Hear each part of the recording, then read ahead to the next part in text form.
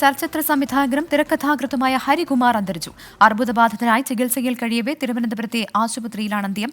സുഹൃതം, ഉദ്യാനപാലകൻ, സ്വയംവര പന്തൽ തുടങ്ങി 16 സിനിമകൾ സംവിധാനം ചെയ്തിട്ടുണ്ട്. സലിം മാലിക് തിരുവനന്തപുരത്ത് നിന്ന് ചേരുന്നു. സലിം, എപ്പോഴായിരുന്നു അദ്ദേഹത്തിന്റെ അന്ത്യം? മറ്റു വിവരങ്ങൾ.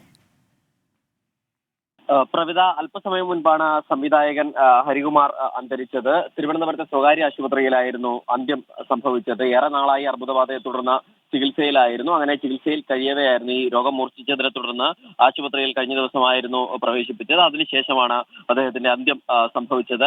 ഹരികുമാർ മലയാള സിനിമയിൽ ഒരു കാലത്ത് 1980കളിലാണ് അദ്ദേഹം സിനിമാ സംവിധാനം ആരംഭിച്ചത്. അതിനുശേഷം നിരവധി ശ്രദ്ധേയമായ ചിത്രങ്ങൾ സംവിധാനം ചെയ്തു. അതിൽ തന്നെ 1994 പുറത്തിറങ്ങിയ സുഹൃതം എന്ന സിനിമ, MT വാസുദേവൻ നായരുടെ തിരക്കഥയിൽ പുറത്തിറങ്ങിയ സുഹൃതം എന്ന സിനിമയാണ് അദ്ദേഹത്തിന്റെ കരിയറിലെ തന്നെ ഏറ്റവും മികച്ച സിനിമ എന്ന് അഭിപ്രായം നേടിയെടുത്തത്. അതിലെ അദ്ദേഹത്തിന് മമ്മൂട്ടിക്ക് മികച്ച നടനുള്ള സംസ്ഥാന അവാർഡ് ഉൾപ്പെടെ ലഭിച്ചിരുന്നു. മാത്രമല്ല, ഉദ്യാനപാലകൻ, സ്വയംവര പന്തൽ തുടങ്ങി ശ്രദ്ധേയമായ വിവിധ സിനിമകൾ അദ്ദേഹം സംവിധാനം ചെയ്തിട്ടുണ്ട്.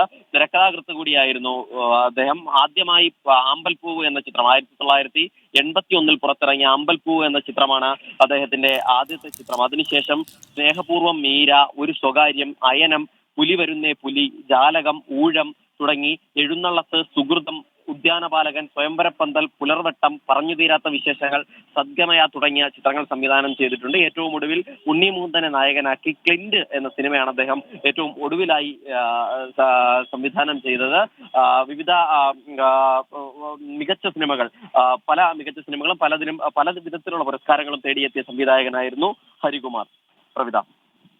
ശരി, സലിം മാലിക്കാണ് വിവരങ്ങൾ നൽകിയത്. ചലച്ചിത്ര സംവിധായകനും തിരക്കഥാകൃത്തുമായ ഹരികുമാർ അന്തരിച്ചു.